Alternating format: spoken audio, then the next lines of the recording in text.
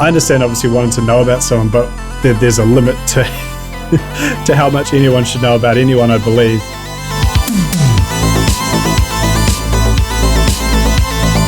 Belle Delphine is a character on the internet. She's the epitome of OnlyFans.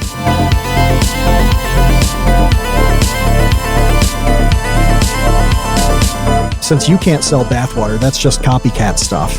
What fluid are you going to bottle and sell, and how much is it going to be?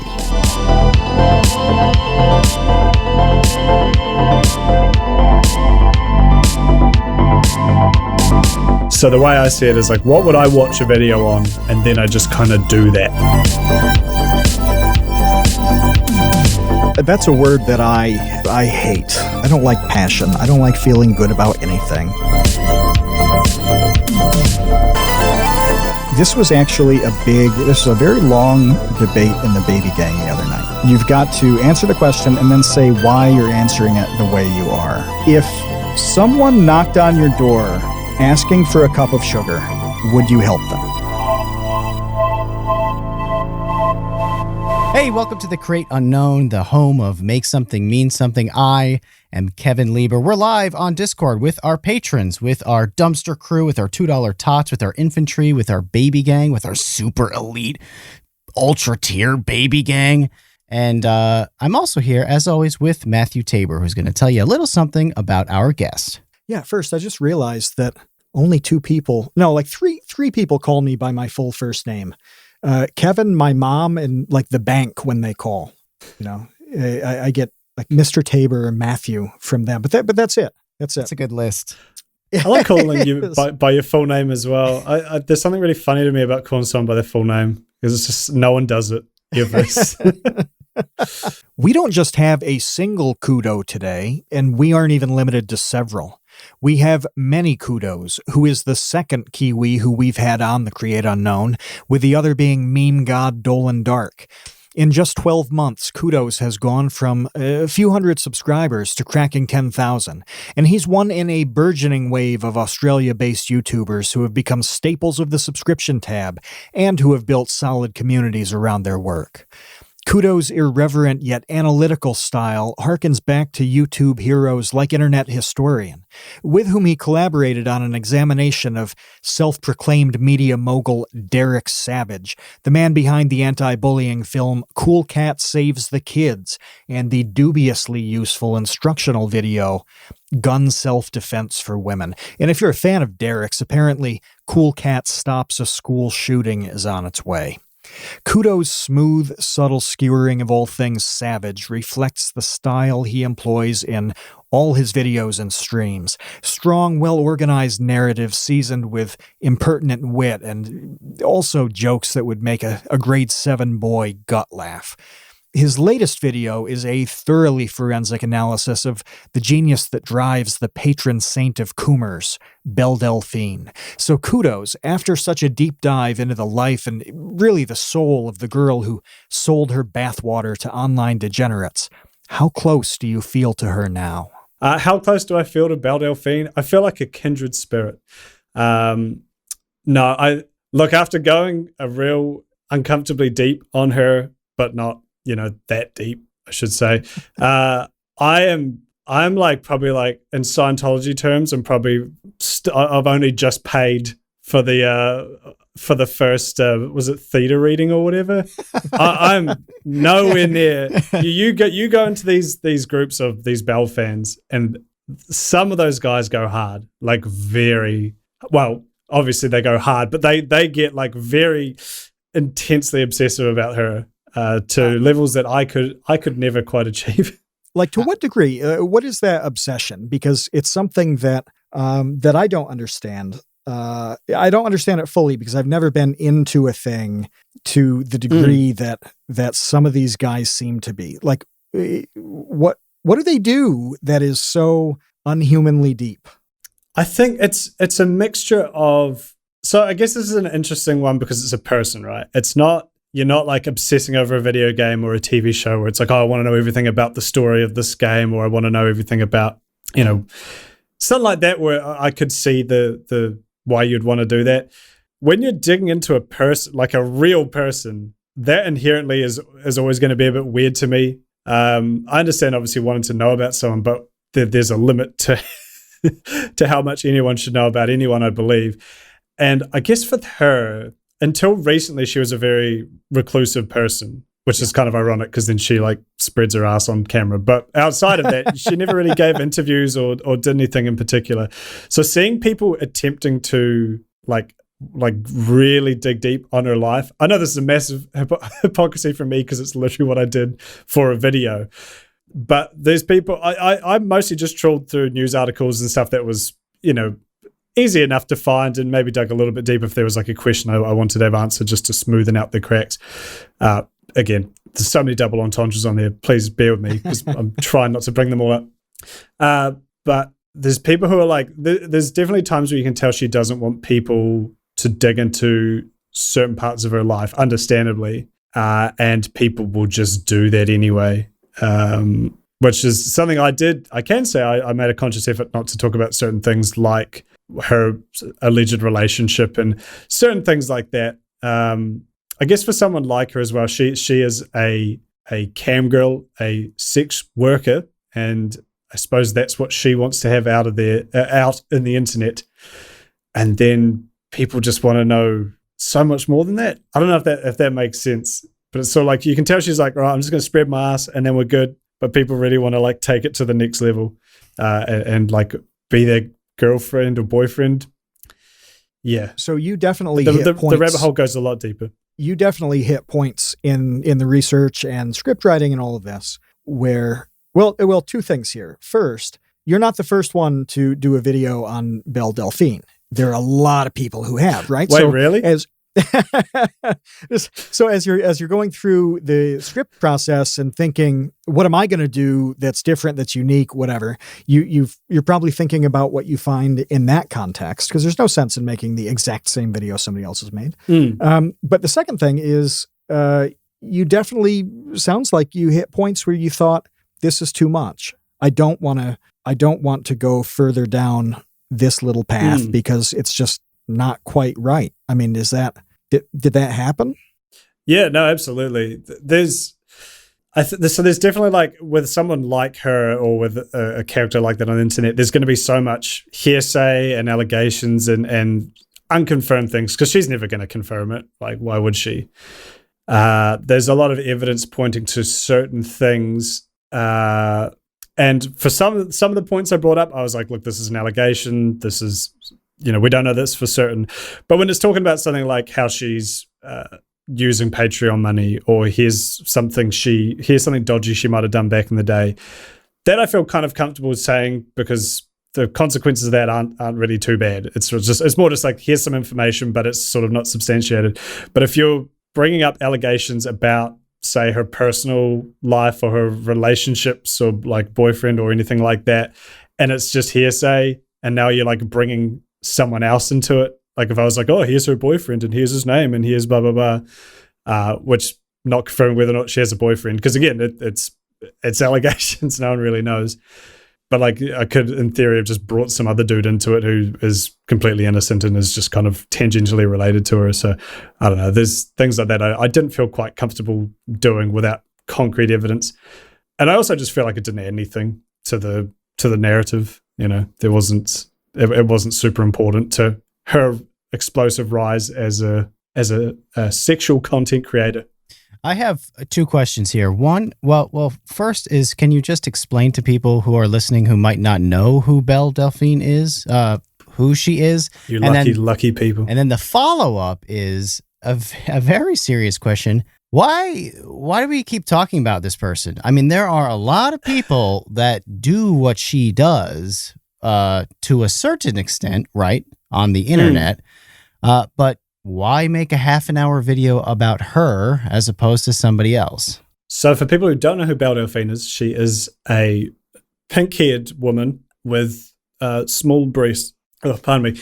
No, Belle Delphine is a character on the internet. She's the epitome of OnlyFans. She's a person who sells nude images online, but like you said, Kevin, that's not exclusive to her. There's a lot of people that do that. In fact, one of them in this chat right now does that. See if you can find that. But What?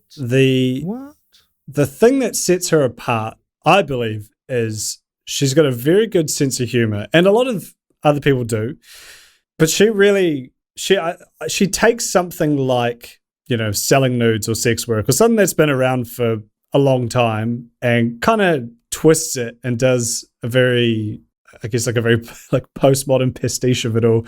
Like she's like actively selling her body while also taking the piss out of that. Not literally again, but I mean, there'll be a tear for that one day, I'm assuming. But yeah, I think she just hits that mark of being kind of self-aware enough and funny enough that you kind of feel more like she's a friend, or that she's like someone who you would just chat with on Discord or like have a casual conversation with, than being sort of this plastic, fantasy on the computer screen, which she is. She's not plastic, but she is definitely not obtainable for the average fan, I'm sure. But she gives off that feeling of like, oh, here's just someone who likes to shitpost and meme and have a good time. So that's why she's famous, I believe. And your question was, why make a video on her? She's just a fascinating person. She's hit, like I said, she hits that interesting level of pastiche. She's incredibly creative. So, if you need another guest, get Belle Delphine on here. But she genuinely does seem very creative from what I've seen, both in like the stunts she's pulled, and like she's been sending out all these mystery boxes lately to like other podcasts, like the H3H3 podcast and Cold Ones. And it's all like handcrafted items that she has made herself. And she's very clearly quite passionate about that sort of thing.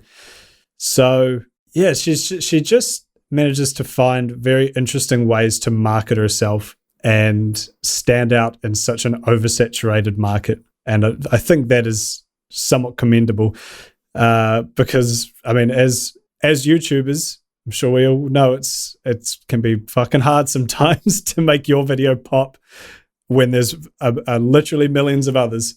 So imagine that, but now you're also trying to convince someone to give you $35 to look at your bits. And she finds a way somehow. So, how much was her bathwater again? Because she did sell Gamer Girl bathwater. How much was that a jar? Was that 30? It wasn't much. It wasn't much. Yeah, it was about $30 from memory. Very affordable. I mean, a lot for bathwater for what it was, but I guess in terms of like a novelty that took the internet by storm like that, $30 is kind of on the low end for something that viral, right? You'd think it would be like 50 or it's like 80 or something, but you could have owned some Belle Delphine bathwater for just $30.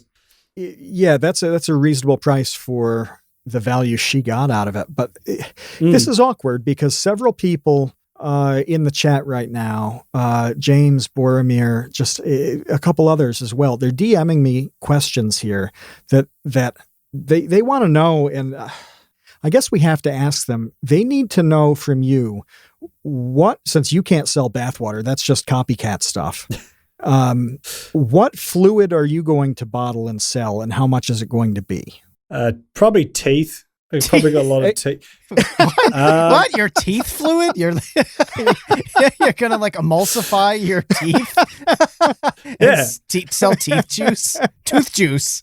I actually just went to the dentist last week and got I had a bunch of tartar. I was flossing and a chunk of my tooth ripped off. At least I thought it was a chunk of my tooth, and then I looked in the mirror and I realized it was actually a piece of tartar. And I didn't realize that the buildup was that bad, but I haven't been to the dentist in 2 years, so that's why. So I'm gonna not floss for another 2 years, and then pull off chunks of my tartar, sell that. Does that sound good? That's pretty gross. And yeah, what's that's the actually price fucking going to disgusting. be?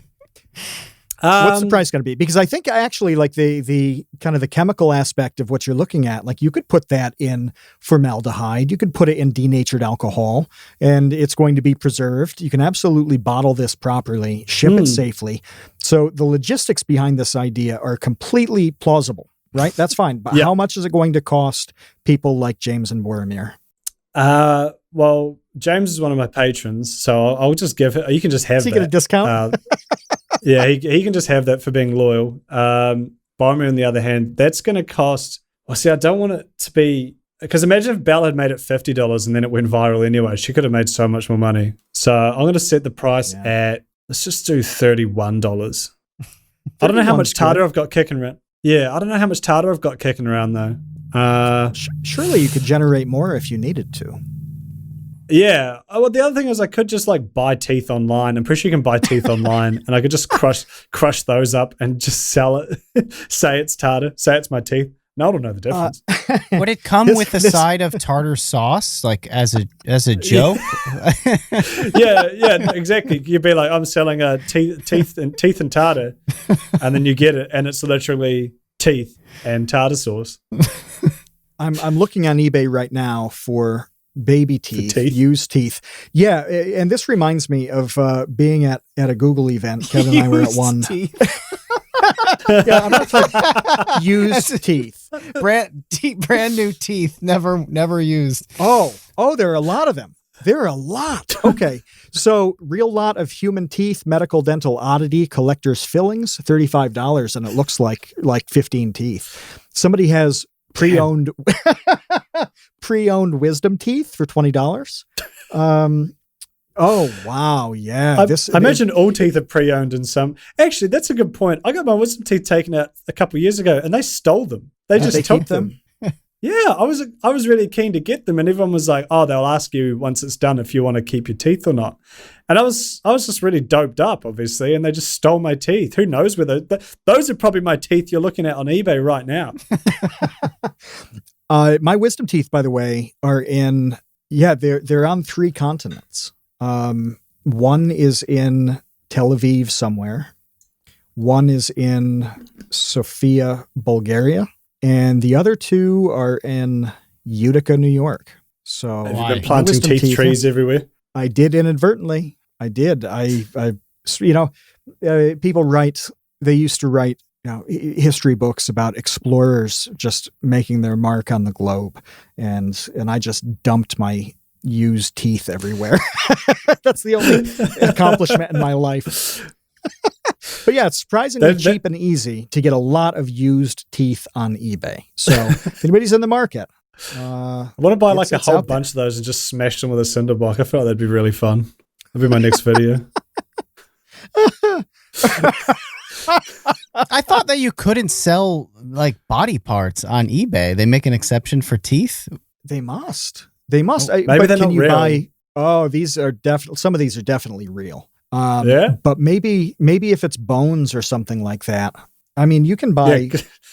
Look up femur. See if you can buy a femur. I just typed human skull real. Yeah, I mean, some of these they don't seem real, but others, I mean, they're priced quite high.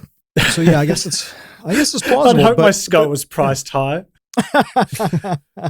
Wouldn't it be the worst? You die and someone sells your skull for like $30 because they just need to buy like a McDonald's lunch or something?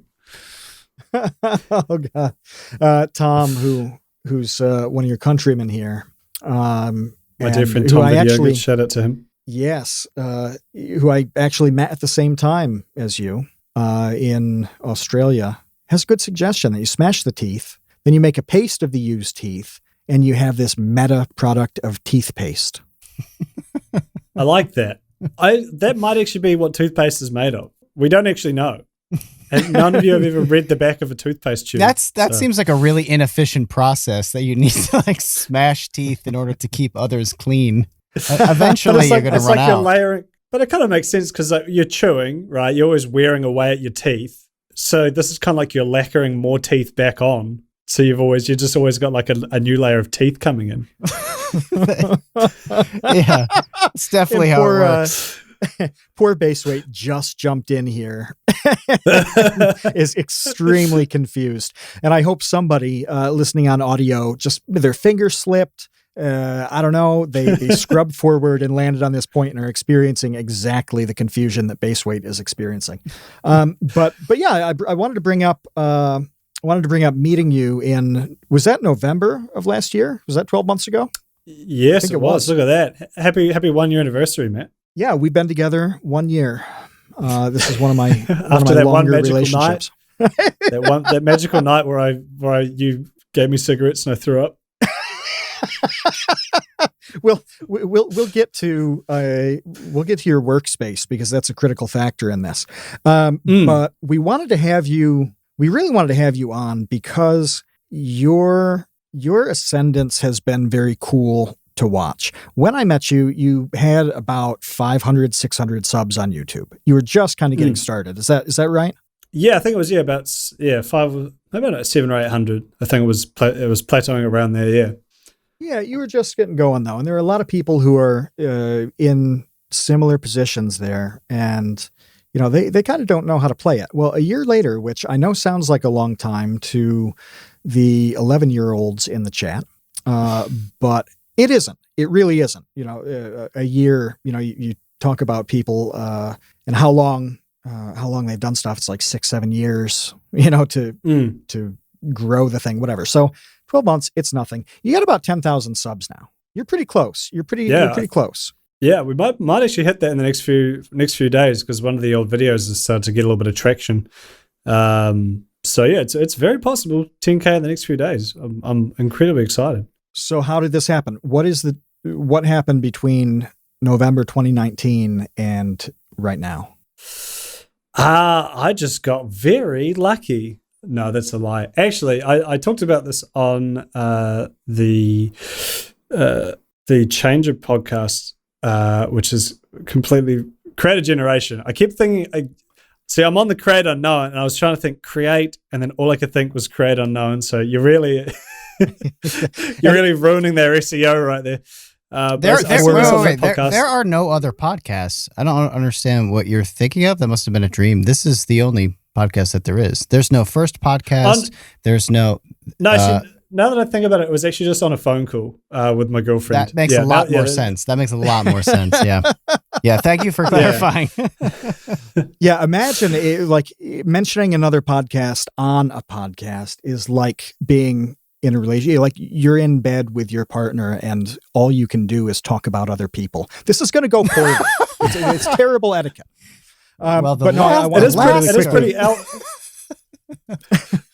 It's pretty alpha behavior to come on and just cuck you on your own podcast, though. It is. Yeah, you're such a Chad. But I wanted to say what creator generation is and what Changer is. So the reason we met a while ago is that Changer Studios, they do a lot of seminars and things like that, a lot of development programs for YouTubers in Australia and New Zealand. I met those guys at VidCon the summer before. They're awesome. They do a good job. We got along well enough. I popped out to New Zealand and Brisbane and Melbourne to, do those things with them last fall. But they really take people like you and get you started, get you going. Help you along the way on growth. And they have a podcast called Creator Generation. The very best episode they've ever done was with me. The second best episode they've done was with Internet Historian. And the rest are decent, but not nearly as good as those two. Exactly. And mine still hasn't come out yet. So once that one's out, then it's on its way. Better. But then we'll have 3 to talk about. I think they're waiting for me to get big so they can put that out and be like, look, this guy, we were here before, so they can the hipster blackmail me or something. I don't know. Yeah. But we'll put those links down in a link to Creator Generation down in the description and all of that stuff. Because if you like our interviews, what Fred and Ant do on Creator Generation is pretty solid too. And they're short little bites with a massive variety of people, and some Australian and some not.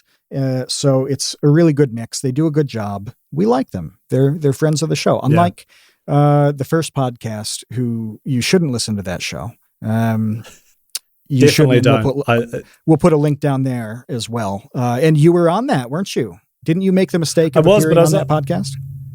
Yes, but I was on a Patreon only episode, so obviously not far more exclusive and not as good as this episode, which I'm assuming is going to be free to the public. It's going to be deleted immediately, actually. We're not even going to give it to our patrons.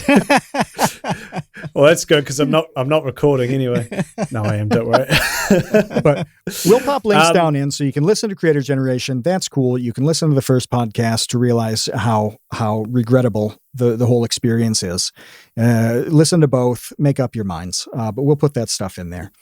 So anyway, that's how we kind of met up and began to cross paths in the digital world. And through that, I've really watched you kind of grind up to a really good, exciting place. So I mentioned this on their podcast, on the Phone Call My Girlfriend, because there are no other podcasts. Apologies. But I viewed myself as lucky, but lucky makes it sound as though I had no power in the situation. I saw a quote a while ago that really stuck me. I think it was luck is preparation meets opportunity. And I think that was what did it. It was, I prepared, I was in, I guess, the right place at the right time. And then the opportunity just struck. In this case, the YouTube algorithm. But, as we all know, the algorithm isn't going to pick up content that it doesn't like or that it doesn't want to put in front of people. Essentially what happened between us meeting and now was I created a video with the very enigmatic internet historian, and the algorithm just ran with it. That's pretty much it. I made a video on Cool Cat Saves the Kids, the infamous movie, with sort Daddy of like Derek. The Room, but for children. Yeah, with Daddy Derek, Big Daddy Derek himself. I made that video, and that was out when you met me. I think that one was out.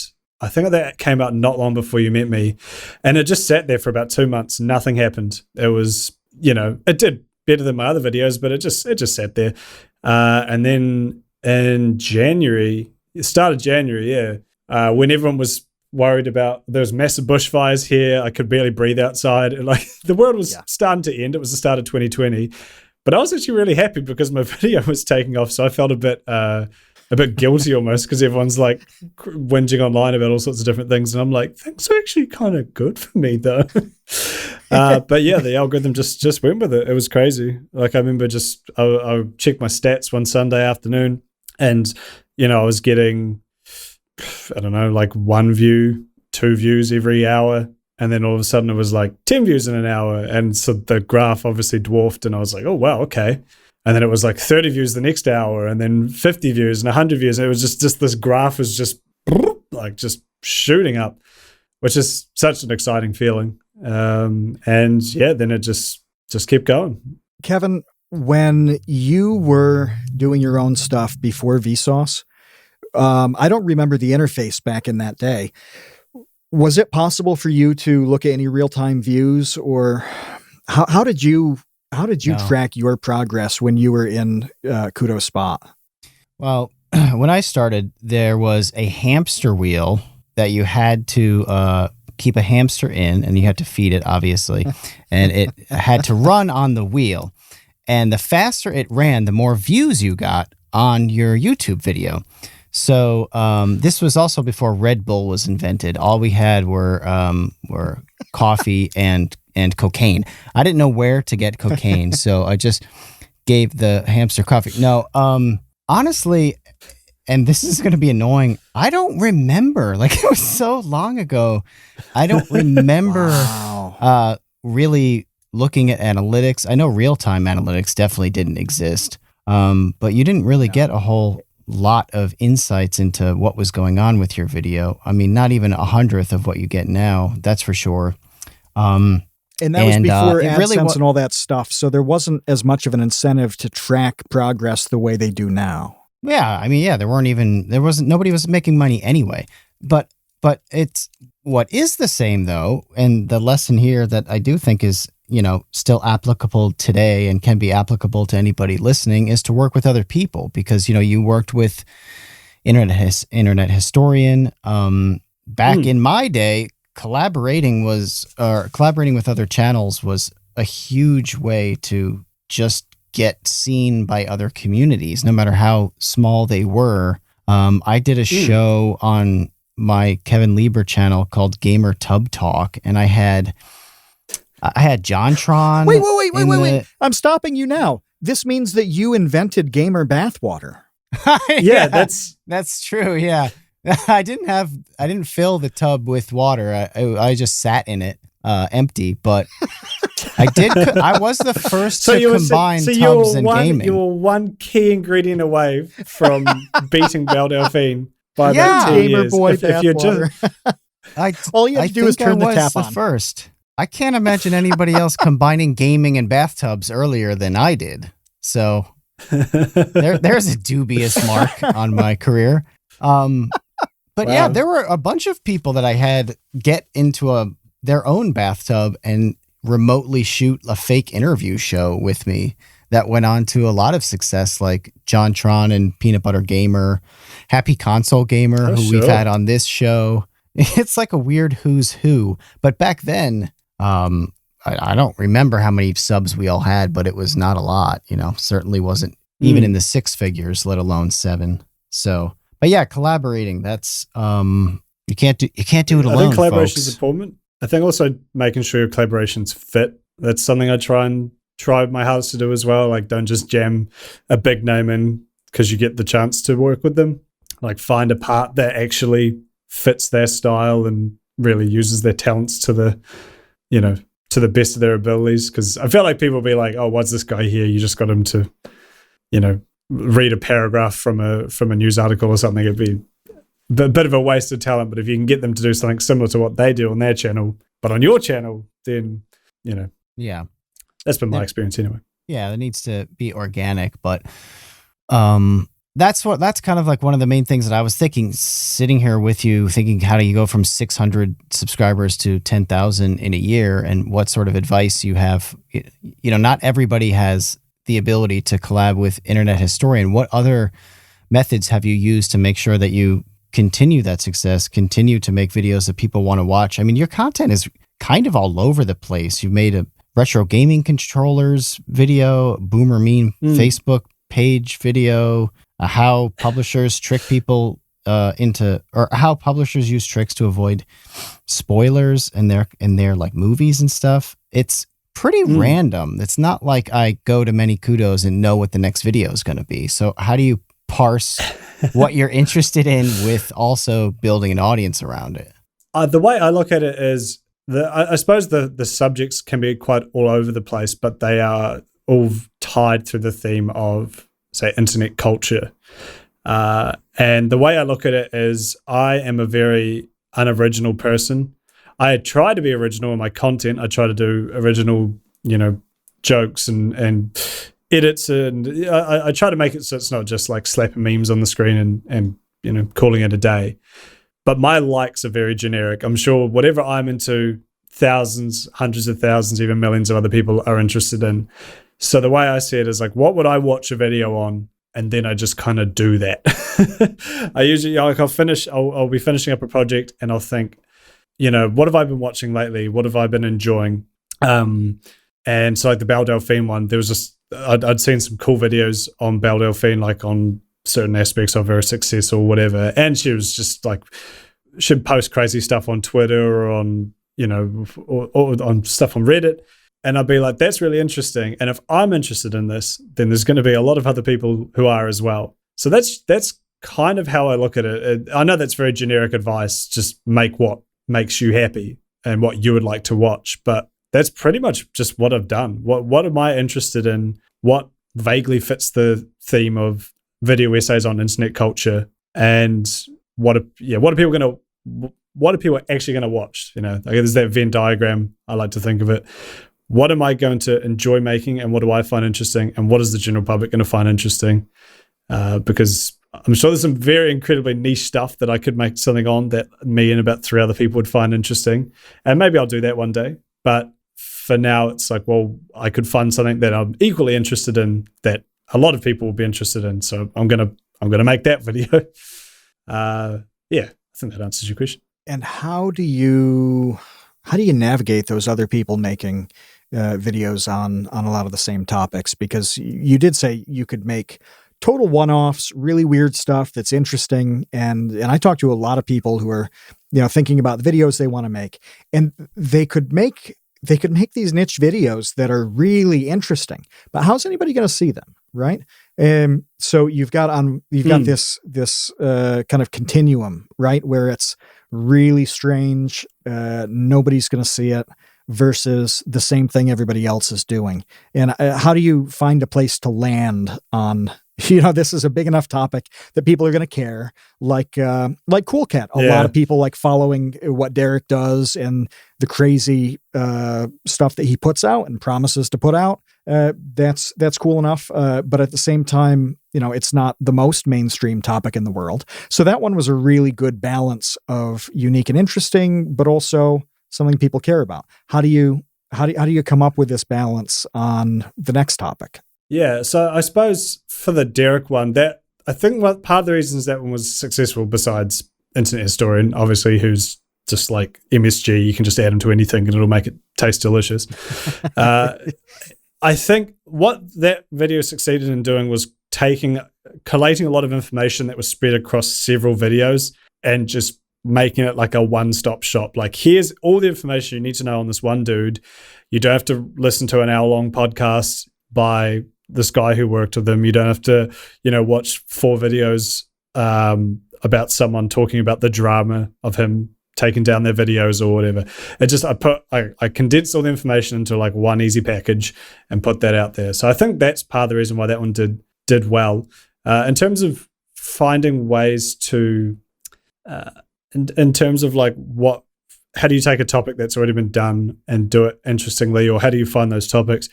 I typically always just try and see what value can I give to the audience. What can I give to someone? Because again, if you're clicking on a small channel like mine, you're taking a risk, right? There's no massive metrics to say this person's channel is good. And I'll be the first to say I'm guilty of that. Unless it's one of my friends, I don't really watch a lot of small channels.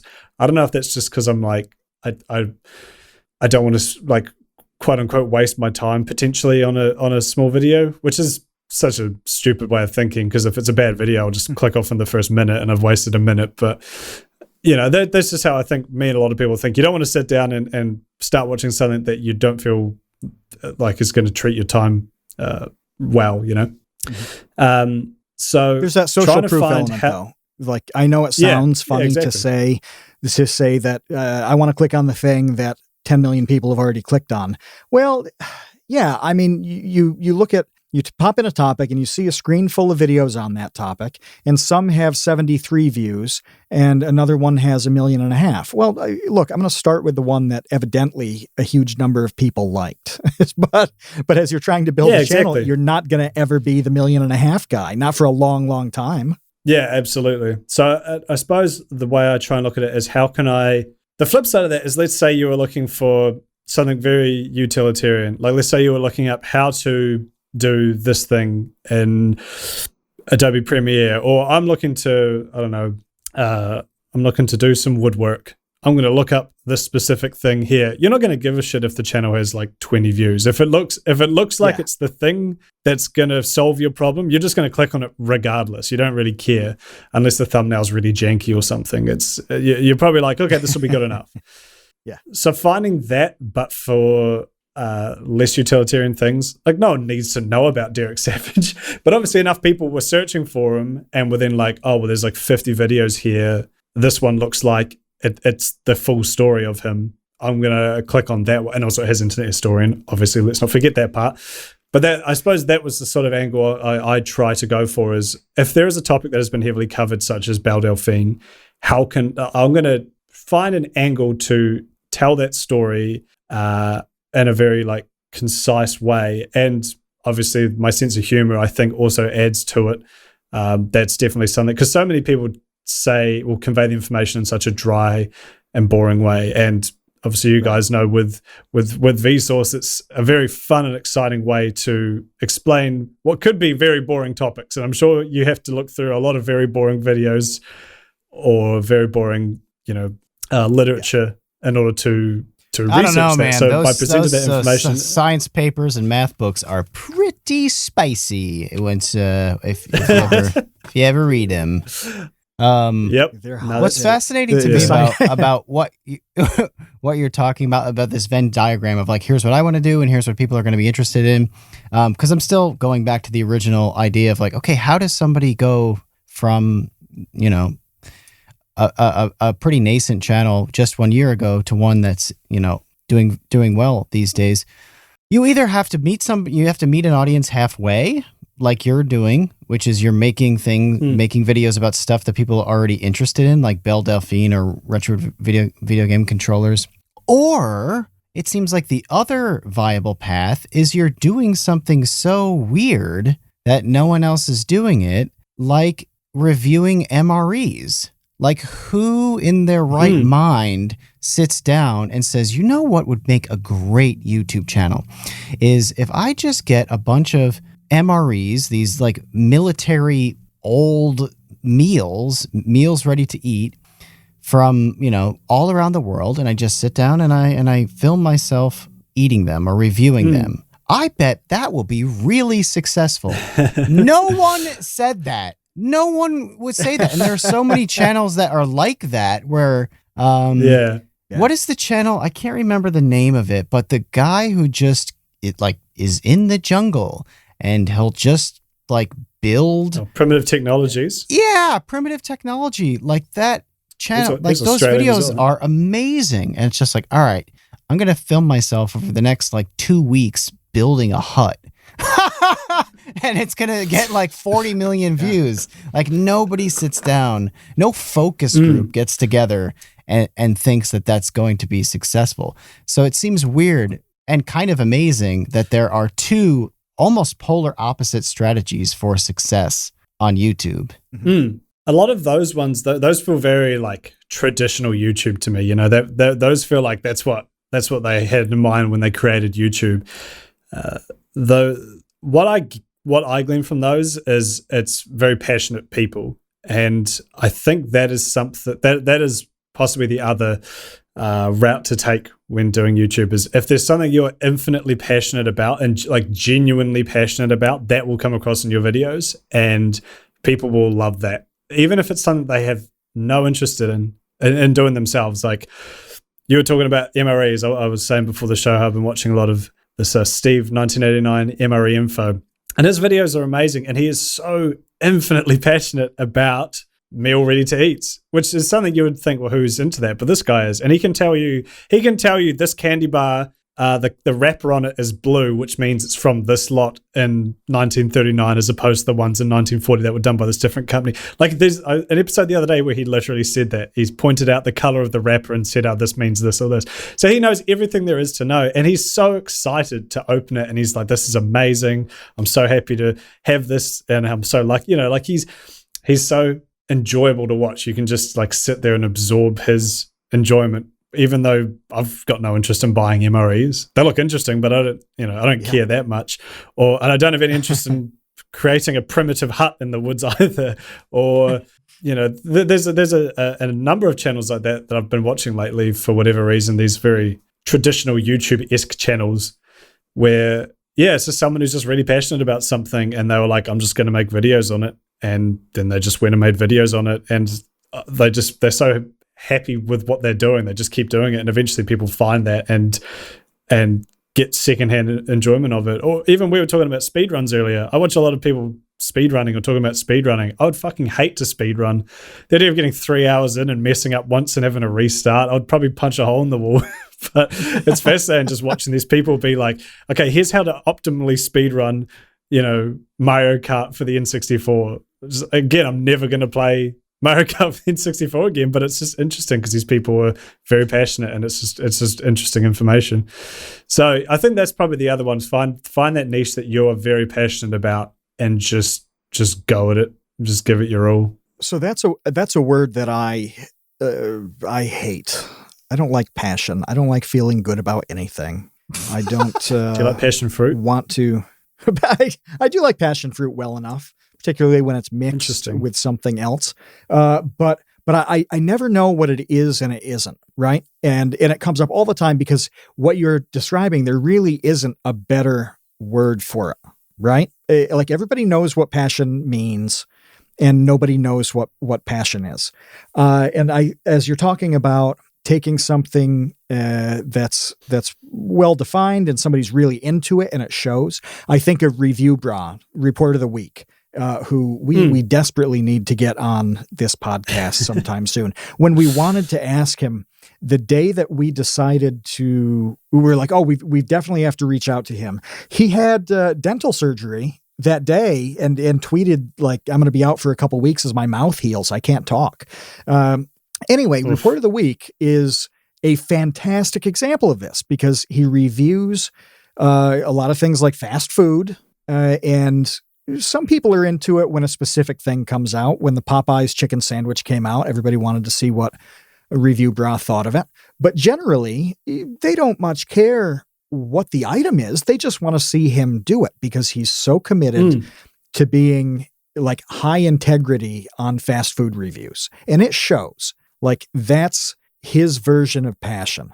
Is he's serious about it. He wants to be honest and have just this ethos of integrity on the fast food review process. Well, it's made him pretty famous as a persona. And as you guys are both talking about the paths that you can take to build a thing, you know, do you make popular topics? Do you try to get people interested in you? There's that middle path too, where you do a thing, maybe it's weird, maybe it's odd, and our chat is full of odd examples, like the Little Giants. Is that what it's called? Little Giants Construction Company. A Canadian farmer named Joe Murray spent 14 years making YouTube videos of miniature excavation equipment, bulldozers, dump trucks, backhoes, things like that, where he radio controls with this equipment to excavate his basement. Okay. And this is what the videos are about. And he's got a lot of subscribers. Well, anyway, all of these things together, at a certain point, people stop caring exactly what your next video is going to be about because they're into you. We've mentioned Internet Historian a few times. Nobody who subscribes to Internet Historian is waiting on a specific thing. They don't care. They really don't care. They just want the next Internet Historian video because at this point, they're fans of him. Whatever he's going to do is going to be cool to them. You know, that's awesome. And you have kind of developed all of these different things. You know, Kevin mentioned that your content is on paper. It looks all over the place, a bunch of different things from gaming to, Reddit stuff and this and that. But through that whole process, people are starting to like you. They're starting to become for the first time in my life the kudos. It took a long time, but here they are, you know, and you do make a Discord and people join it and people are into it and they show up to your streams. You do premieres and you've got a good number of people showing up for those videos. You open a Patreon and people actually begin to slip you a few dollars. So all of that stuff seems to build concurrently. Yeah, I've always wanted to be in that position where people are watching my videos for me and not necessarily for the topics, because I never want to be stuck to doing a certain thing. I've got so much respect for like gaming channels that are like, I'm just going to be a Grand Theft Auto channel and that's just my whole shit. I'm just doing nothing but Grand Theft Auto videos for the next 10 years. I mean, shout out to them, but even like my favorite games in the world, I can only play for a certain amount of time and I get sick of them. So I'd hate to be shoehorned into like, this is now, I have to do this on my channel. And I have heard other creators talk about that before as well. Like even John you mentioned earlier, Kevin, he had his weird thing where he was just doing nothing but gaming videos and then would occasionally maybe do like a movie review or something, but still mostly gaming reviews. And then he kind of, you could tell, I think he even mentioned it at some point, he was worried he was getting like shoehorned into that and he didn't want to be stuck as the gaming guy. Like he was like, I'm actually really passionate about movies and like a lot of other things than just video games.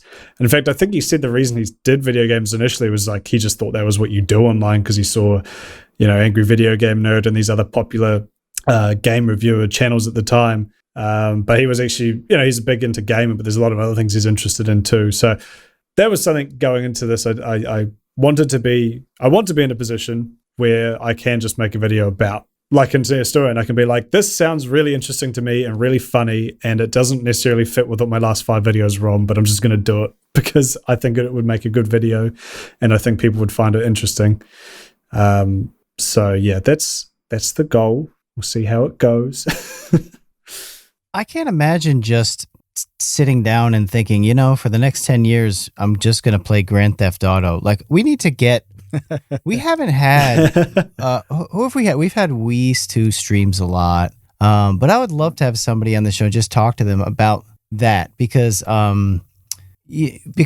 I've always noticed with creative people, there is always that itch to not be pigeonholed. Like you're saying about JonTron being like, I don't want to just make video game videos. I want to make a Birdemic video, or I want to make a video with Phil Swift. Yeah, exactly.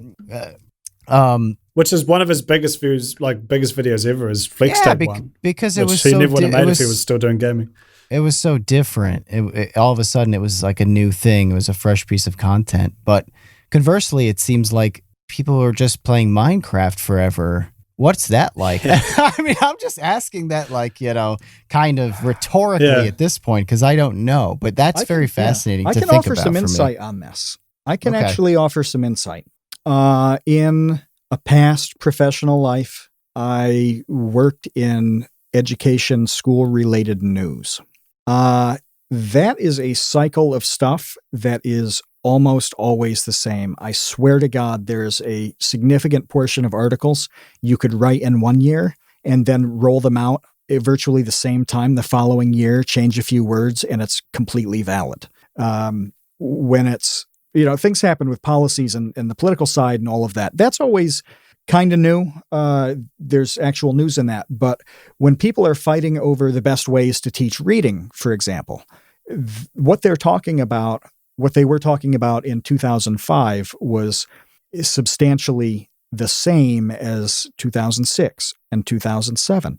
It doesn't change much. And with the volume of what I was dealing with, I edited and put out over 12,000 pieces that covered technology and curriculum and international stuff. It was a lot of them. So when you're kind of on maybe that second 1,000, that's when you start to get the feeling of like that. It's like Groundhog year Day of streaming Minecraft. Yeah.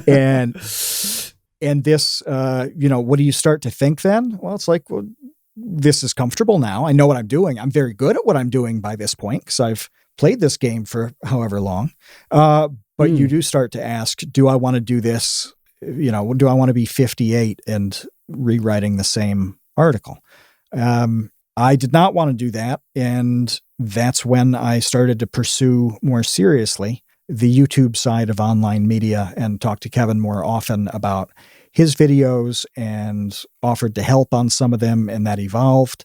It's not like I hit a point where I really had burned out and lost my mind on it, but I did hit a point where I thought, I don't want to be 40 and writing or like editing literally the 69th article on fourth grade math in South Dakota. Yeah. No, absolutely. I completely see that. I get those glimpses sometimes. Like if I'm playing a game, I brought up GTA because I was playing GTA online like sometime this year, I think, and I was looking up just like guides on something, and you find these channels where it's literally just 2 or 3 videos a week sometimes. Like these people put in effort. They're really hardworking, and they've got really solid subscribers, because it's like, okay, here's the guy you go to when you want information on these games, and they're very popular games, but it's like that's just it, and they've just been playing this game nonstop for what, GTA came out like 2013. They've just been playing it nonstop since 2013, and that's just their whole shit. But obviously, they're happy enough to just do that. I guess the closest I could think of is World of Warcraft. I could probably consistently make videos about that for quite a long time, and so could YouTube. Where like I guess something like that, it's so big, there's so much you can look into. You could look into like the story, or you could look into the gameplay, or you could look into this or that. Yeah. But even still, it's like at a certain point, I've been off and on WoW for like over 12 or 13 years now.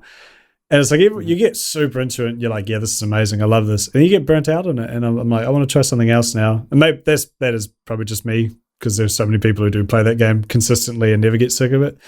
But yeah. No, I put quite a few hours in back in the day, and that was actually the worst feature in the game, is when you would log in and it would, in the chat window, it would give you, the last time you were logged in, whatever, and it displayed lifetime hours. Oh, that was depressing, yeah, looking at the hours on that, it was depressing. It's like if honestly, if there is a way to track the number of cigarettes people smoked, this is how people would quit. Is if you could like beam into every pack of cigarettes the number of cigarettes that this smoker has smoked. So every time you open it up, it's like, this is the 38,716th cigarette you smoke. At a certain point, you're like, oh no, this is not what I want to keep doing. Too much. Yeah. So this is something that we can clap this out if you're not comfortable talking about it. Okay. I'm comfortable excited. Talking about? Yeah, it's pretty racy. Are you comfortable talking about your upcoming video? Yes. No, we can do that. This is exclusive for patrons of the Create Unknown. Now we can have it. It's a good topic, and I actually think that it will make quite a few people look forward to it. Yeah. The troublesome tale of that's the Belle Delphine video. This is going to be a video on the infamous Yandere Dev, creator of Yandere Simulator, which is what a game. This like what? So by the way, say it again. How exactly do you say this word and why? I say it as Yandere because I was top of my class in Japanese for 3 years and I'm a massive weeb. But if you're American, you can call it Yandere, that damn Yandere game. That's the farmer chasing Yandere Simulator off its porch. Get out of here, boy! We don't want none of you damn Yanderes around here. And what is Yandere then? What is that? So Yandere Simulator is a game created by a man of all people, and it is God. So the game is sort of irrelevant, really. It's a game. It's an anime game. That's really all you need to know about the game. It's sort of just this entity that exists. It's really the person behind it that we're investigating here, because he is an interesting fellow. I like to look at him as he's like fellow TCU alumni Christine Chandler, if she was slightly more motivated to create a game. Okay. That's where I place him. That's the sort of the vibes I get. Or he's similar to another DJ friend that you and me know, Matt, who will maybe be famous one day. I wish we could talk about him. I wish. I wish we could make a video in very vague terms. And this is the ultimate struggle, is that ManyKudos knows that he has a banger of a video. It's going to be fantastic. It's a 1 million view video. It would honestly be the funniest video I've ever made. It's about nobody has covered this. Nobody would ever cover this, but I cannot do it. Nobody ever would. No, it would be incredible. However, it just is not the right thing to do. It's a slight crime against human decency to make that video. Yeah, no, there's. But you can make one about Yandere Dev. Yes, so there's been a lot of videos made on him already, and to a credit before, or so to elaborate, like we were talking about earlier, we were saying, how do you make a video on something that's already been made? All of the videos on him are very long. The right opinion made a video on him. It's a fantastic video. I really like that video. I've watched it twice now. Once for just on my own. Well, it's almost, I think it's an hour and a half, maybe an hour 40, 45. And it's like That's the complete, in-depth history. And then Kappa Kaiju, another Australian. I don't know why I say another. I'm not even fucking Australian.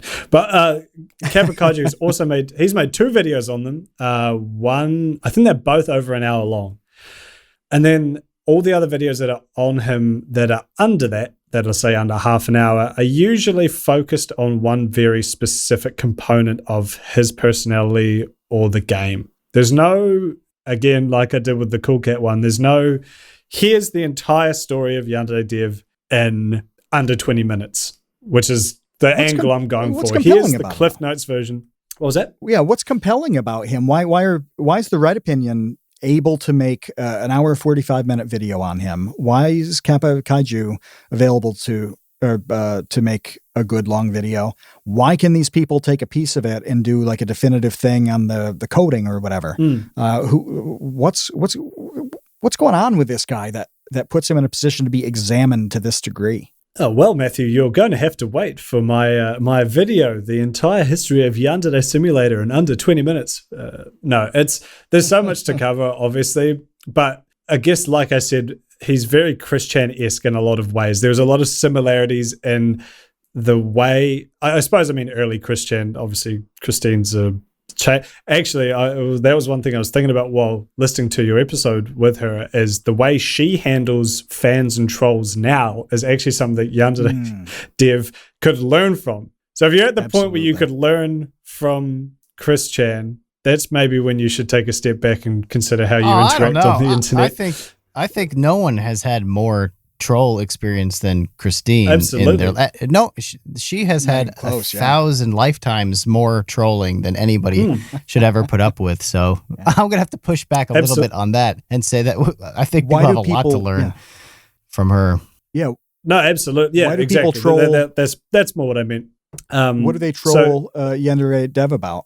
Well, it's again, early. So the reason Chris Chan was trolled early on, well, there's many reasons, but it was, in my opinion, it was the reactions. It was the intense overreactions that he would give at the time that fueled that sort of desire from, malicious people who want to get a rise out of someone. And yeah, Yandere Dev just is pretty much doing the same thing. He gets incredibly, I mean, for the lack of a better word, triggered over very, minor critiques, and it just has a history of kind of being a bit of a dick to all sorts of different people, from his fans to his volunteers to people who just don't like his game.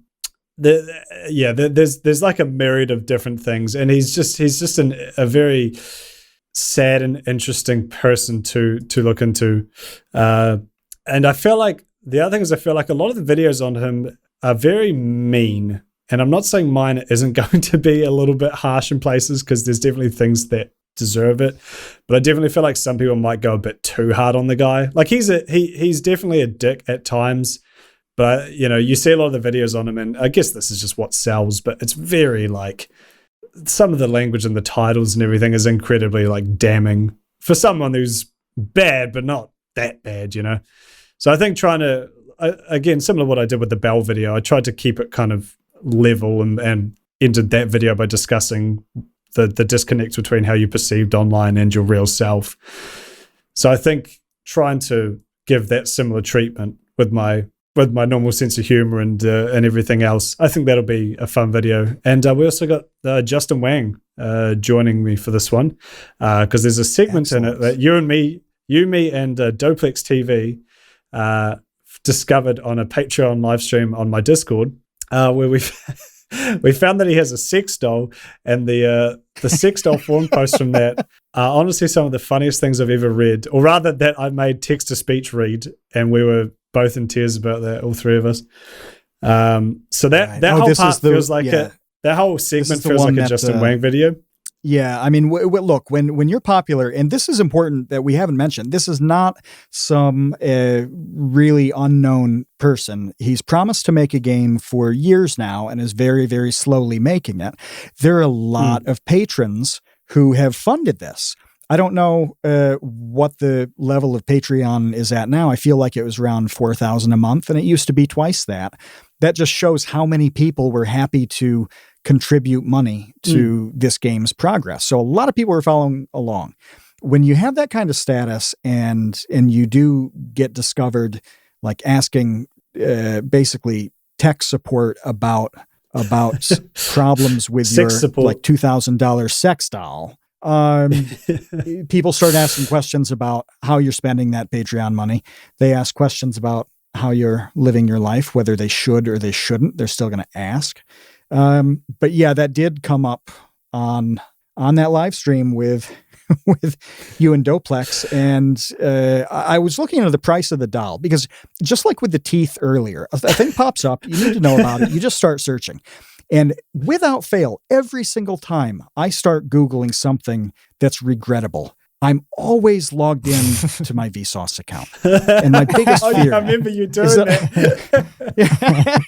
I knew where you were going with that as soon as you started saying it. My biggest fear is I wake up one day to like a termination email from Kevin and Jake and Michael. It's just like a big thing of my search history. And I'm furiously replying where it begins with, I can explain, like this is my ultimate fear. You need to do the Yandere Dev debunk page and reply with, in short, I did not. Yeah, it's a wild case with a lot of elements, and the weird stuff, the funny stuff like this doll, whatever, that's one thing. But there are conflicts with people he'd hired and volunteers to help him with the game and all of that, and there are a lot of different narratives that kind of wind in and through the development of this game. So as you talked about it, it was it's pretty good. It's if a this real were tale. a show on AMC, yeah, it would be like a 12-season show. It would be like Walking Dead length. Walking Dead. The Walking Dead. It's an interesting story because you've got say with something like Chris Chan, you've got people ironically and unironically enjoying Sonichu, but mostly probably ironically. But with Yandere Dev, he hit like IP gold when he came up with the concept for this game, where it's essentially you're like a girl stalking her crush in a high school, but you're like a psychopath, so you can kill people who try to get with him. That's the kind of gist of it, which is a really interesting concept, and I think that's like a big trope in anime. So you got all the weebs like frothing over it too.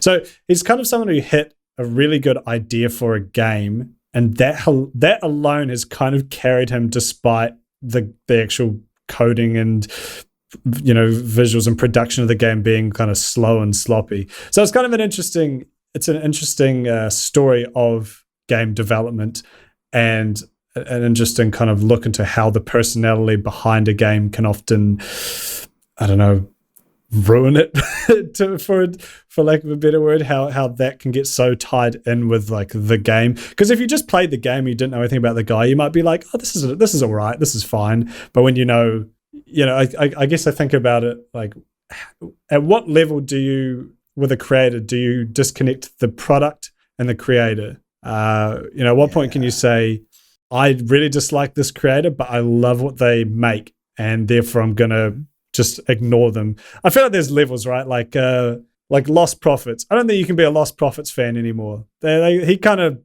burned that bridge. If you didn't know, the lead singer of Lost Prophets got 29 years in jail for I think sexually assaulting minors. I don't want to get into it because it's really gross.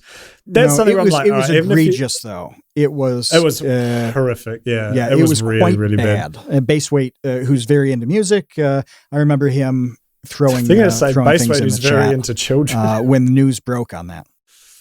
So that's something where it's like, okay, I don't like that. But then someone like, I don't know, Kanye West says some very dumb things sometimes. I still love his music. I think he's a fantastic musician. Phil Fish, game developer, massive knob, made Fez, which is maybe one of my favorite games ever. I just love that game. So that's one of those ones where it's like, I really don't like him, but I really like the game. I think it's an interesting study in that as well, is at what point can you forgive the creator if they make something you like? This was the Michael Jackson problem, wasn't it? This is that was one of the big ones. It's God true. willing, it will never be. But no, back in the day, that was the thing. It's like, well, if it appears that Michael Jackson may have done some things that nobody supported. We still don't quite know. But everybody liked his music. It's like, well, what do I do with the 40 songs that I know by heart? Like, how do I proceed with life? It's not just people didn't just like iPod. his music. I can't think of any artist like since that has captured that level of fandom as Michael Jackson. Like, he was legendary to the highest degree. Yeah. And then you mix in this weird, the sexual assault. Are they still allegations that have been confirmed? I kind of didn't really keep up with it all. No, but it's that level of shit, right?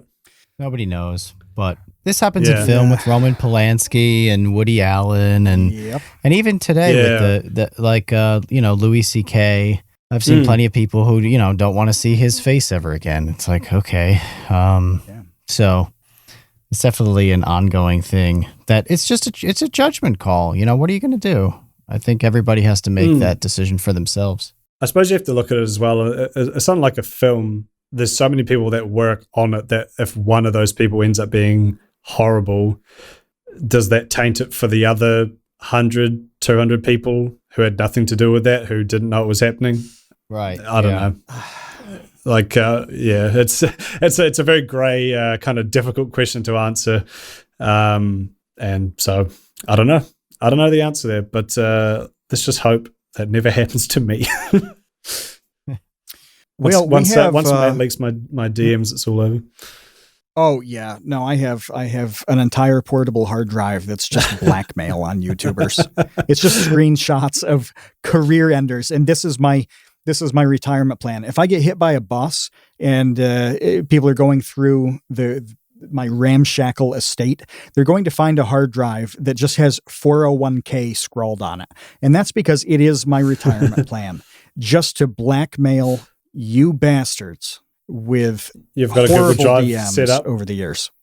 You've got a Google Drive set up so you're linked to your pulse. So if you ever die, it gets immediately sent because you assume someone's trying to take you out.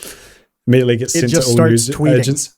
It just goes. Yes. It sends it all to Keemstar straight away. Keem and Phil DeFranco, just to make sure all the bases are covered. Yeah, exactly. So we have a couple questions for you. All right, let's hear them. If you're ready for probing, are you ready to be probed? I've been probing myself this entire time. Good. It looked that way on video. Thankfully, nobody on audio can see that. But yeah, we were exposed to a little bit of a Jeffrey Toobin incident, and we tried to make the best of it. We were going to ignore it, but since you brought it up, we have to address it head on. So Lars asked one that I know you told me. You answered this shortly after I met you, but why is your channel called ManyKudos? How did this come about? Pretty much because Kudos was taken. Kudos has been like Why'd you roll with Kudos, online moniker.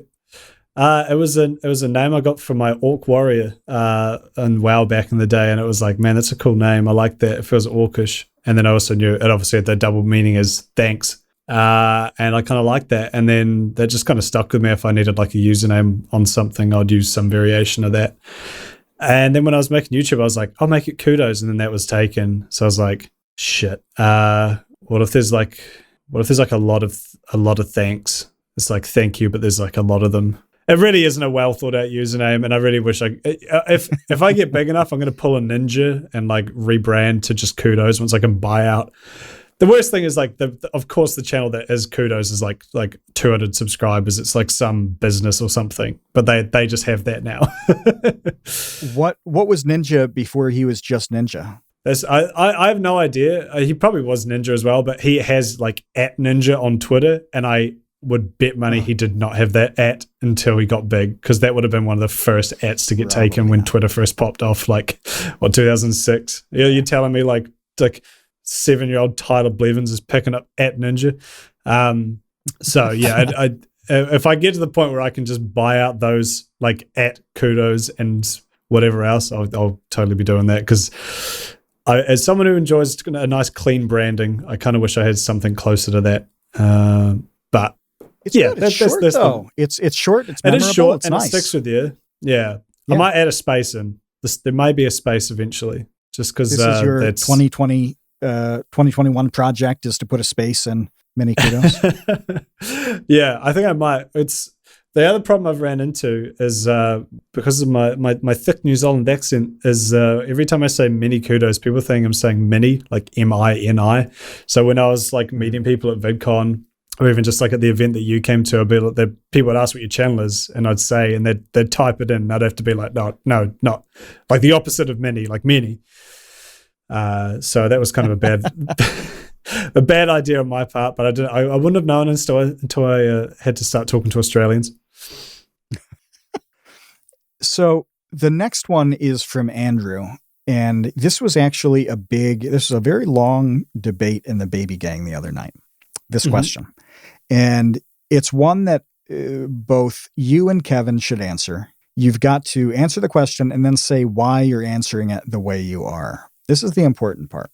Okay. If someone knocked on your door asking for a cup of sugar, would you help them? Would you give them that cup of sugar? Yes. Yeah, I think I would. Yeah. I've got too much sugar. Now, does it make a difference if you know who it is? You know, if it's your friend comes over and knocks and whatever, that's one thing. What about you're in an apartment building? You have no idea who this person is. They live somewhere in the building. They knock. Is it the same answer? Yeah. If it's just a rando off the street, no matter who knocks on your door, then you're pretty much going to give them a cup of sugar. Yeah, I mean, if they got a good, if they're making like a nice cake or something, they need some sugar. Sugar's like $2. I don't care. It's fine. I honestly don't bake much these days anyway. So it's like, I'm not going to be using it for anything. If anything, they're doing me a favor because I got way too much shit in my pantry right now. And is there any vetting process here? I mean, is there anything where you take a look and decide, no, this isn't safe. I'm too suspicious. Anything that gives you qualms about opening the door to a stranger? I was going to say if it was someone who looked really sketchy, but then I'd probably do it just to get them away faster. Because I feel like at that point, trying to be like, no, fuck off. Like if they looked like they were the sort of person who would be like, I don't know if this is a thing in the States as well, but there's certainly people in Australia who have taken to using fuck off as like in the same way similar people breathe. So you'll just be on a tram and someone will be behind you and they'll just be like, oh, fuck off. And they'll just start yelling that over and over. If it was someone like that, I would probably not feel entirely comfortable. But then, like I said, I think if I just gave them the sugar, they would leave quicker. So yeah, probably not. Also, my kitchen is kind of close to my front door. So I wouldn't feel uncomfortable about leaving the front door open while I go into like a different room. Like I could get it while also keeping eye contact on them the whole time. So I don't feel like they'd try anything. Yeah. Okay. And Kevin, what's your answer on this scenario? I would just say I don't have any sugar. I think that's way easier than any other answer in terms of like avoiding conflict or avoiding like future visits for other things to borrow. I mean, there is not a prerequisite. They don't have sugar. Why should I be expected to have sugar? Right? So I would just say, sorry, because I don't have sweet, any. Kevin. Well, I mean, yeah, I do manufacture it, natively out of my pores. But aside from my superhero freak ability, I would just say, you can have some sorry, of my don't have any. Yeah, my tartar. Have some tartar. Yeah, Andrew, thinks this is an important question that reveals, kind of how you think about people and what your attitudes are. We talked for a long time about it because, what's that? Wasn't that similar one about was it the shopping trolley problem where like you whether you return a shopping trolley to the lot in the car park or not says a lot about you as a person because you're under absolutely zero obligation to do so. And there's no real consequences if you don't do it because someone's going to come and pick it up, like the trolley girl will pick it up anyway. But by doing that, you're like actively like participating in society to try and help society and just run slightly smoother. Yes. Yeah, that was a big thing a couple months ago. Yeah. Right, like that it was an indicator of your kind of morals and how you feel you integrate into society and what responsibilities you have.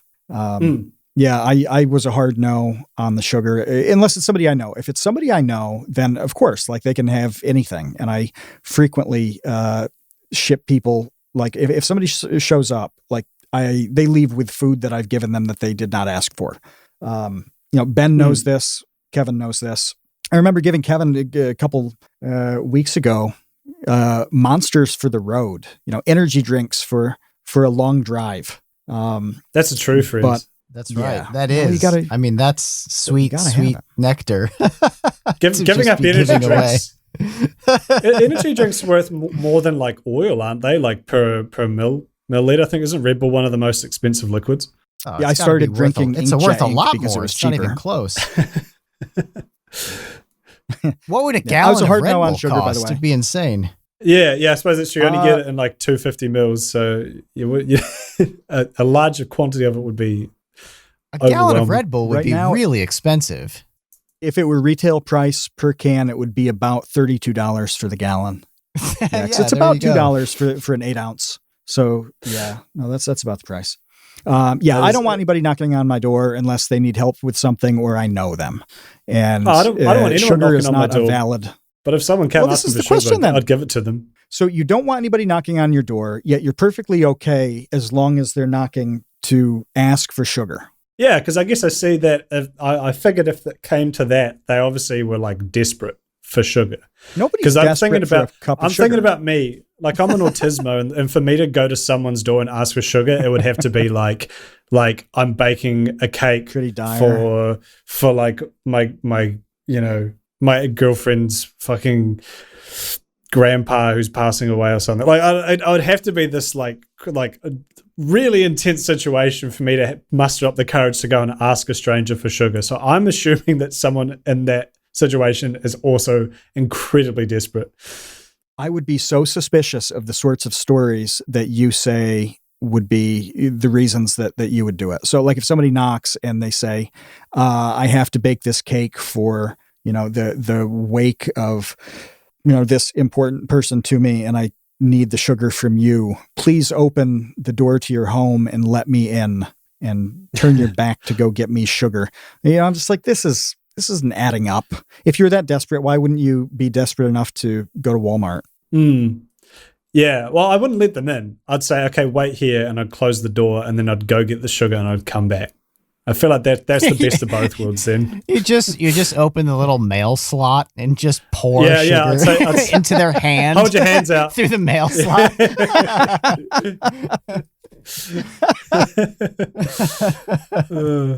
Well, if you're listening to the audio version of this down the line, comment and say what you do in the sugar test. Say if you would give the sugar away, if you are entirely anti-sugar and anti-carbohydrate charity. Add me on Twitter because I want to know you. I need a network of people who will slam the door in that person's face. Because we need to stick together. And if you're sweet like me, follow me on Twitter because we need more people who will help a fellow a fellow sweet tooth out in need. We've just identified the dichotomy of man. Yeah, there's you, me, and then whatever Kevin's doing, who's I'm assuming is somewhere in the middle, who's pouring sugar through his mail slot and saying, "Please go."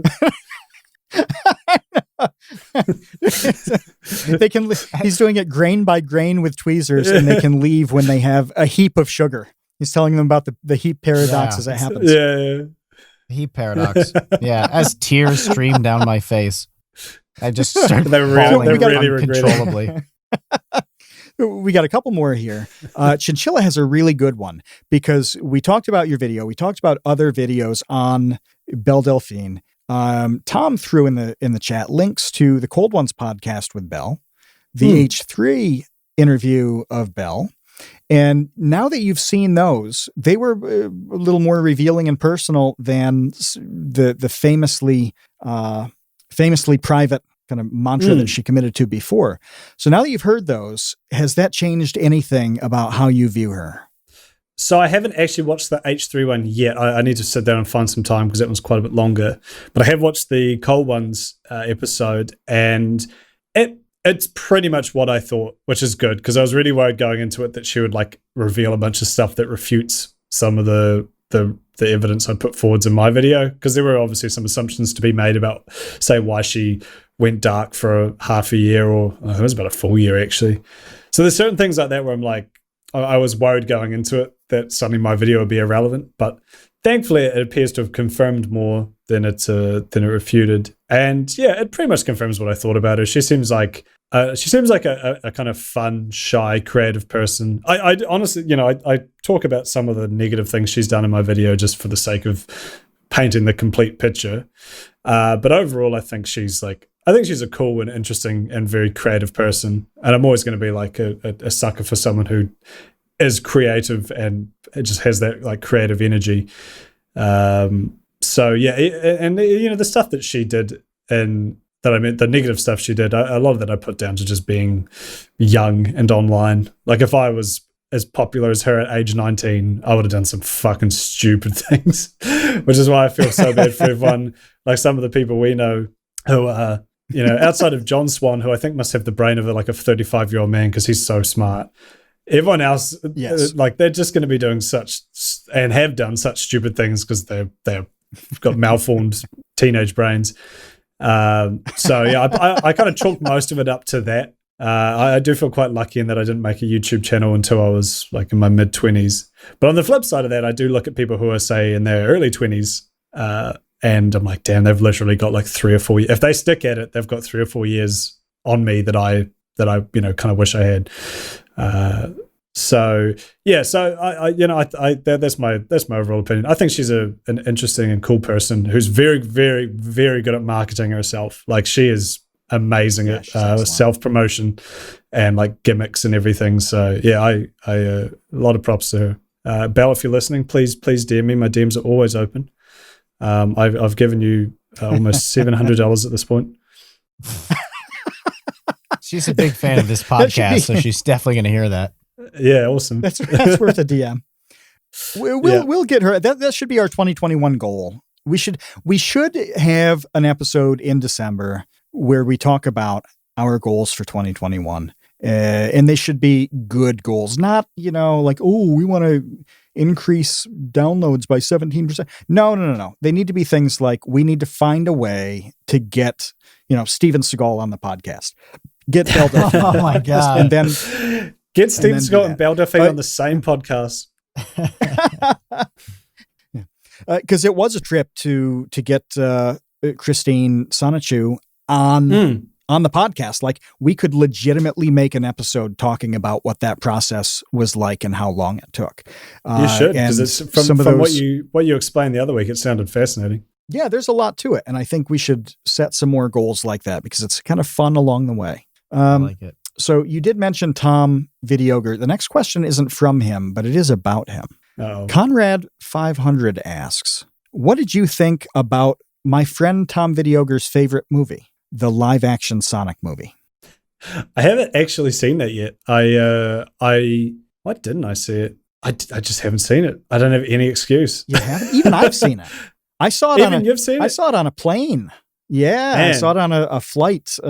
It might have been, I don't know when that was because I can't think when it came out. But yeah, no, even I've seen that movie. It was just before everything kicked off, I think, with the whole COVID shenanigans, with this little flu that's been kicking around. Yeah, I just haven't seen it. I have no excuse. I actually don't know why I haven't. It's going to win the Oscar by default because it's the only movie that came out this year. Yeah. Yeah. God, I hope it cleans up big time. No, I thought it looked interesting. I'll report back to you. How about that? I mean, I bet Tom loved it. I bet Tom was a massive fan. I bet he's been. Tom Video. He's working on a YouTube series where he plays and discusses cyberpunk. But he actually was saying the other day he's thinking of changing it to being exclusively about the live action Sonic movie.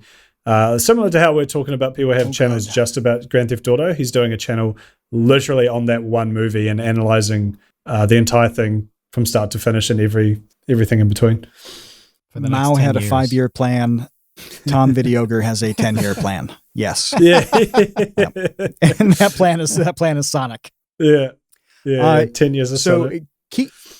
Kino Corner, who, by the way, we haven't acknowledged this on the podcast, but Kino hit that 10,000 threshold just not long ago. I mean, it was the other day. Yeah, Congratulations, Kino. It might have been last week. Very That's inspiring. a big one. It's very cool. And also Kino, I met him months before I met you, and he was under 100 subs when I met him. So I need him to blow up to 7 figures so I can say, yeah, I was in on that game as like sub number 63. I need that for my own validation. I don't really care if he succeeds. I just need to be able to have that brag.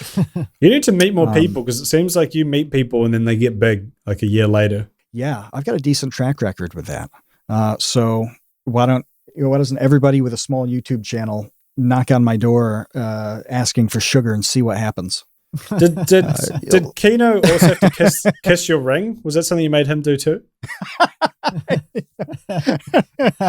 Hey, I will say that Kudos was excellent to me as an impromptu host. The workspace that you used to work in, are you going to go back to it when lockdown stuff ends? Yeah, probably. Yeah, I think it's I will. Nice space. I really miss being around people. It's really good. There are a lot of different people there. The space itself is really cool, but they have on tap, they have cider and beer that's just available like in a break room for everybody all the time. And boy, howdy, it is unlimited. That is dangerous. It's craft beer as well, which that'll get you fucked up on the best of times, but then there's just unlimited of it.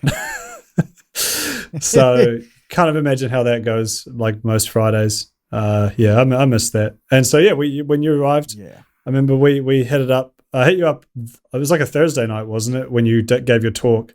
And then I think I hit you up on Twitter and we talked a little bit. And then you were working that day in the office because you were sharing like the space with Ant.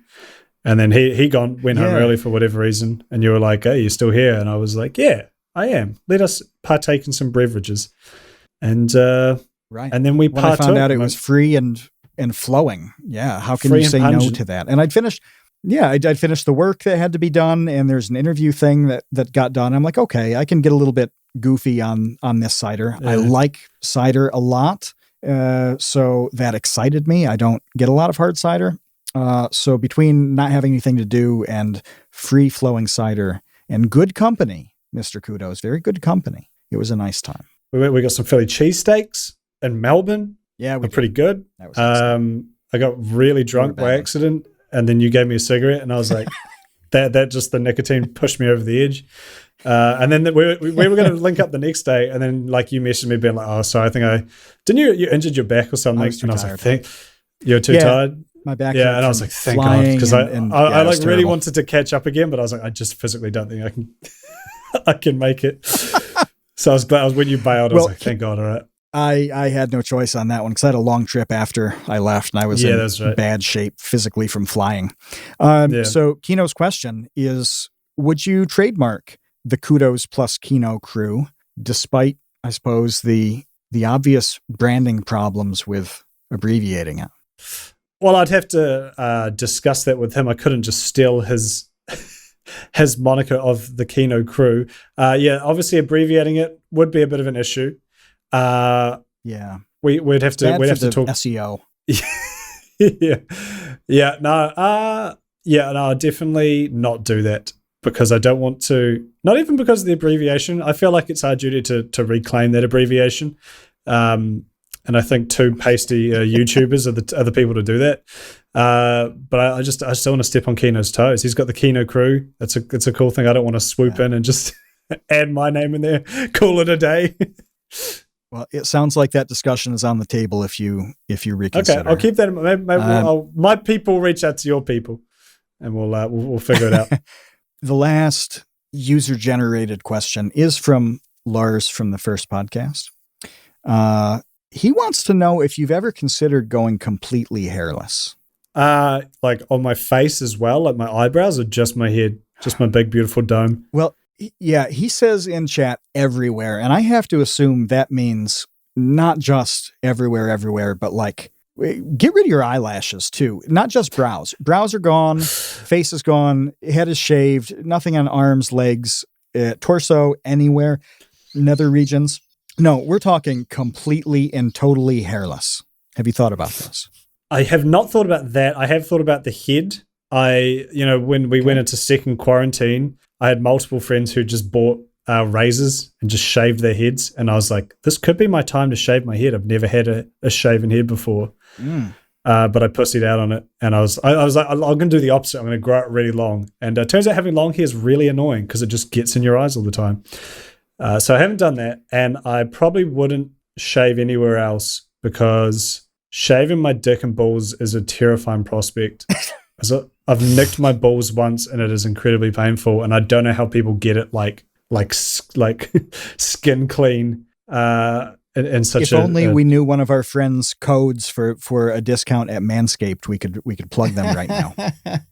What I'm doing is I'm setting myself up to have issues that can be solved by sponsorships, so I can say that this I can point to this podcast and say, look at how much trouble I used to have shaving my Johnson and Johnson, and now, now with Manscaped, with code Kudos and Kino Crew, we can you too can have the most shaved balls. So yeah, that's my answer. Kevin, yes to some things, not to others. Have you ever shaved your head, Kevin? Have you ever shaved your head, Kevin? I don't remember it, but have you? Not like bicked. I mean, when I was a kid, I would do the buzz cut thing, but I did do the not cut your hair thing since quarantine. I haven't had a haircut in 10 months, probably. Man. I just hide it in a hat. Wow. It's pretty long. People don't know. Vsauce doesn't know. I wish I committed to that too, because we had 2 quarantines, and my hair got really long in the first one, and then I got it cut. You can see it in my Reddit video. It's really long in that one, and then I got it cut in the middle, and then I had a second quarantine. I grew it out then, and I'm like, if I just didn't get it cut in the middle, I'd probably have about shoulder length now, which is kind of the goal for long hair, right? Is you don't want it to be the weird like half stage. You want it to be like long and flowing, or not at all. But it was just getting in my eyes, and I had to learn how to tie it up, and I was hating it. So I got it cut last Saturday, and now it feels great.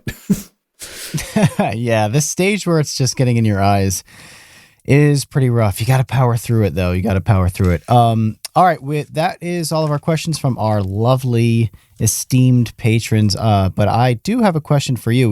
We as you know, always have very creative guests on our show, and that is the point of this show. So we like to allow them to show off their creativity. And your creative prompt will be, you already kind of went down the Manscaped route, so maybe a riff off that or whatever, but you need to give us a sponsor. Give us a sponsor for this episode. Do an ad read. It can be anything at all. The time is yours, so go ahead. This episode of The Creator Unknown is sponsored by Matt Tabor's eBay Teeth. Let's be honest. How many times have you walked down the street and you've noticed some guy without teeth? You've felt your own gums. You've noticed, I'm lacking teeth myself. It's an issue we all face daily. Matt Tabor's eBay Teeth takes the brilliant genius of The Creator Unknown and Vsauce 2's Matt Tabor and his ability to search eBay for teeth and places them directly in your palms, which honestly, you can do anything with. We recommend placing them in your mouth to replace teeth you've missed, but assuming you're not a qualified dental surgeon, you can kind of just like shoot them at stuff, feed them to the neighborhood kids. They make a great friend for dogs. Honestly, it's probably easier to list the things you can't do with Matt Tabor's eBay Teeth. Be sure to check out Matt Tabor's eBay Teeth at www.lemonparty.org and make sure to use promo code TCU for 60% off your first order of Matt Tabor eBay Teeth. That was perfect. Thank you. You really had me at a friend for dog. I never really considered teeth being a good companion for a dog, but it makes perfect sense. ManyKudos. Thank you so much for joining us. Check out ManyKudos' YouTube channel. Follow him on Twitter. We heard about a video that's coming out soon, so keep your eye out for that. And until later, we'll see you, Space Cowboys. Thanks for listening to The Create Unknown. We'd like to extend a huge thank you and a congratulations to the listeners who made our Save the Babies drive a success. Many new $2 Tots and Dumpster Crew members, you have saved tiny little lives. A tremendous shout out to our elite baby gang. Trevsted, Boromir, Bot Dogs, Chinchilla, Kat, Isaac, Conrad, James Gallagher, Jeff Davis, Patrick Pister, Baseweight, and our newest sweet little babies, Dojangles and the Catboy Laterment.